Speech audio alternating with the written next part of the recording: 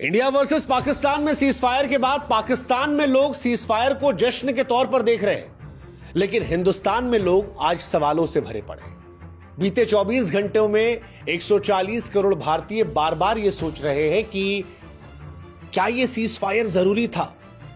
क्या ऐसा हो गया कि एक रात में इंडिया सीज फायर को तैयार हो गया, क्योंकि यह लड़ाई पहलगाम के बाद इंडिया ने शुरू की थी, इस इरादे के साथ कि पाकिस्तान को इस बार ना भूलने वाला सबक सिखाया जाएगा। फिर क्या ऐसा हो गया कि पहले सीज फायर हुआ, उसके बाद जो खबरें आ रही थी उनको लेकर टीवी चैनल्स का जो स्टैंड था वो एकाएक बदल गया। मोदी साहब खामोश है, एक भी ट्वीट नहीं आया उनका, और उन्होंने देश को समझाया था कि लंबी शांति के लिए युद्ध समाधान है। वो कैसे शांत हो गए? वो इंडियन आर्मी जो पहली फौज बनी थी जिसने किसी परमाणु शक्ति को उसके घर में घुसकर ठोका था, और जो पाकिस्तान को बार बार कह रही थी कि हम आतंक पर हमला कर रहे हैं, तुम पलट कर मत आना, और पलट कर आओगे तो इससे बड़ा हमला करेंगे। वो क्यों सीज फायर को मान गए? क्या सीज फायर के बाद कुछ बहुत बड़ा छिपाया जा रहा है? वो खबर जो सीज फायर के बाद नगरोटा और वैष्णो देवी को लेकर आई थी, क्या वो सच थी? और एक सवाल जो बहुत बड़ा चल रहा है, जिसके बारे में कोई बात नहीं कर रहा, कि सीज फायर के पीछे की क्या न्यूक्लियर स्टोरी है? क्या वाकई में भारत ने पाकिस्तान के परमाणु ठिकानों पर हमला करके पाकिस्तान और दुनिया को चौंका दिया था? क्या इंडिया पाकिस्तान न्यूक्लियर वॉर के करीब थे?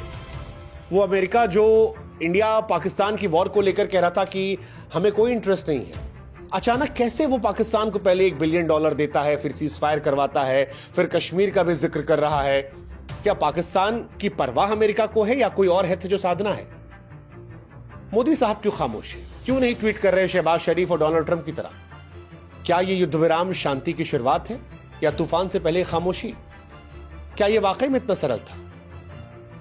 ये जानते हुए कि मोदी साहब पर लोग सवाल उठाएंगे, फिर भी भारत सरकार सीज फायर कर रही है, या कुछ ऐसा हुआ था जिसके चलते सीज फायर करना मजबूरी था, या कोई और कहानी?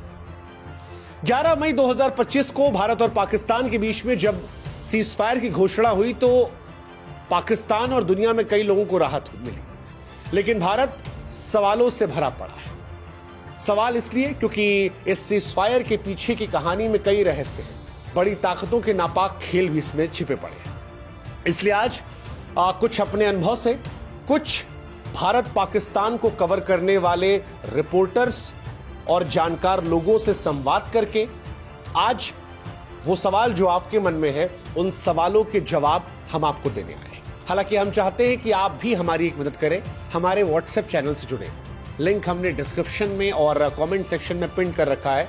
आप जुड़ेंगे तो इससे हमारी ताकत बढ़ेगी और आप तक जल्दी हमारे वीडियोस पहुंचेंगे। अब आपके सवालों का जवाब। सबसे पहला सवाल कि वो क्या बदलाव थे जिनकी वजह से हमें लगने लगा कि कुछ छिपाया जा रहा है? तो बदलाव पहले आपको बताते हैं, उसके बाद आगे खबर बताएं। और टीवी चैनल्स और अखबार जो है वो अलग तरीके से बात कर रहे थे। 9 मई 2025 को ऑपरेशन सिंदूर के तहत जब हमने पाकिस्तान के 11 बड़े हवाई अड्डों को नष्ट किया, हमला किया, नुकसान पहुंचाया, तो सारे टीवी चैनल्स पर खबर अलग थी। टीवी चैनल्स का जोश जो था अलग था। इस घटना को ऐतिहासिक बताया जा रहा था, हमारे ब्रह्मोस का जिक्र करके तारीफ की जा रही थी, और इंडिया में जोश एक्चुअली बहुत हाई था। उसी बीच में खबर आई कि पाकिस्तान में किराना हिल्स सरगोथा के पास भी इंडियन आर्मी ने हमला किया है। इंडिया की मिसाइल्स जो है वहां गई है ब्रह्मोस, और ये वो इलाका है जिसको ये माना जाता है कि पाकिस्तान यहां अपने परमाणु हथियार रखता है। इसी बीच में एक भूकंप के झटके की भी खबर आई। ये माना गया कि इंडिया ने हमला किया, शायद उसकी वजह से भूकंप आया, और पाकिस्तान के लिए बहुत बड़ा झटका है। पाकिस्तान के अंत की बात मानी जा रही थी, लेकिन सडनली 10 मई की सुबह सब बदल गया। परमाणु ठिकाने पर हमले वाली खबर जो है गायब हो गई। उसके बाद सोशल मीडिया, टीवी पर जो ऑफिशियल लोग थे उनकी आवाज, स्टैंड चेंज होने लगा। Even people like Omar Abdullah जो स्ट्रांग स्टैंड ले रहे थे, उनके ट्वीट्स भी सॉफ्ट होने लगे, और यहीं से सवाल उठने लगे कि क्या कुछ छिपाया जा रहा है, क्योंकि भारत के विदेश सचिव विक्रम मिश्री, उन्होंने शांति का ऐसे कदम बता दिए, जबकि थोड़े समय पहले वो स्ट्रांग स्टैंड लिए हुए बैठे थे। और कई सारे और भी सिम्टम्स, जैसे मैंने उमर अब्दुल्ला का जिक्र किया कि उनका स्टैंड काफी चेंज था।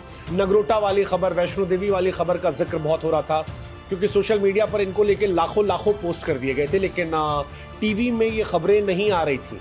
मेन स्ट्रीम मीडिया इसे नजरअंदाज कर रहा था, ये सवाल नहीं उठा रहा था कि सीजफायर के बाद भी क्या युद्ध विराम का उल्लंघन किया जा रहा है, जबकि तमाम ऐसे जर्नलिस्ट थे जिन्होंने खुद वीडियोस डाले कि हम ये देखिए रिकॉर्ड कर रहे हैं कि कश्मीर में अभी भी हमला हो रहा है, ड्रोन्स आ रहे हैं।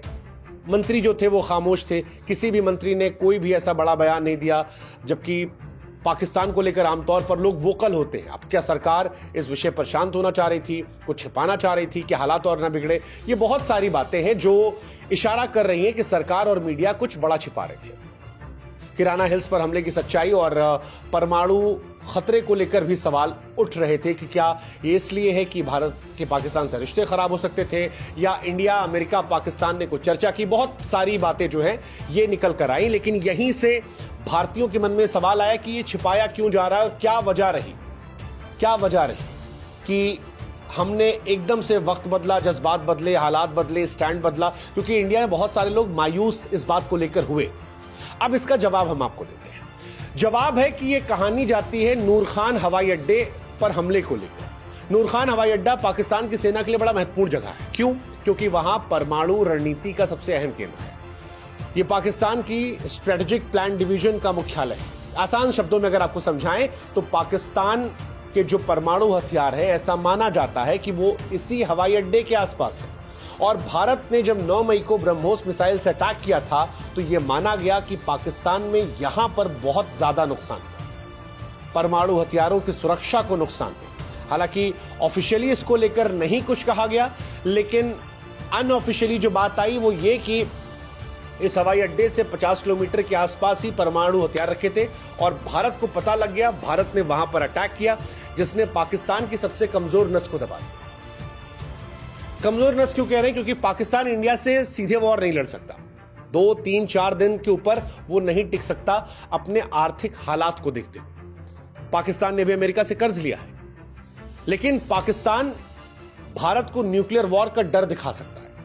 लेकिन जब भारत ने पाकिस्तान के न्यूक्लियर अड्डों के आसपास हमला कर दिया और एक मैसेज दिया कि हम इतनी हैसियत रखते हैं कि हम तुम्हारे न्यूक्लियर अड्डों को भी तबाह कर देंगे, तो पाकिस्तान के लिए बौखलाने वाला मूवमेंट था। और वो आधी रात को हमने महसूस किया था, जब रात को 3:30 बजे पाकिस्तान के DGI SPR प्रेस कॉन्फ्रेंस कर रहे थे, जब पाकिस्तान के न्यूज चैनल्स में लोग कलमा पढ़ रहे थे।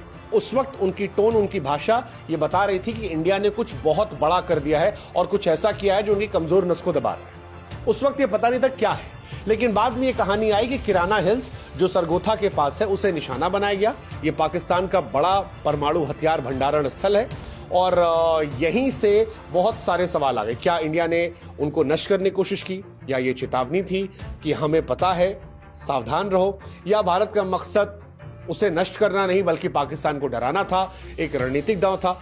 लेकिन जो कुछ था ये पाकिस्तान को हक्का बक्का कर गया और यही सारे सवाल शुरू हो गए। अब एक्सपर्ट्स या जो अंदर खानी कहानी आ रही है वो ये कह रहे हैं कि पाकिस्तान की सेना इस हमले के बाद टूट गई थी। उनके हवाई अड्डे तबाह हुए थे, उनकी हवाई सुरक्षा बेकार हुई थी। वो लास्ट होप अपने परमाणु हथियारों को मानते हैं और क्योंकि पाकिस्तान वो देश है जिसने इंडिया की तरह नो फर्स्ट अटैक को साइन नहीं किया है। अगर आप में से लोग नहीं जानते तो उनको बता दें, भारत ने जब परमाणु हथियार बनाए तो उसने कहा नो फर्स्ट यूज, यानी हम कभी किसी देश पर पहले परमाणु हमला नहीं करेंगे। लेकिन पाकिस्तान ने ऐसी कोई बात नहीं कही है, ऐसा कोई डील नहीं किया है और पाकिस्तान इसी बात का नाजायज फायदा उठाता है।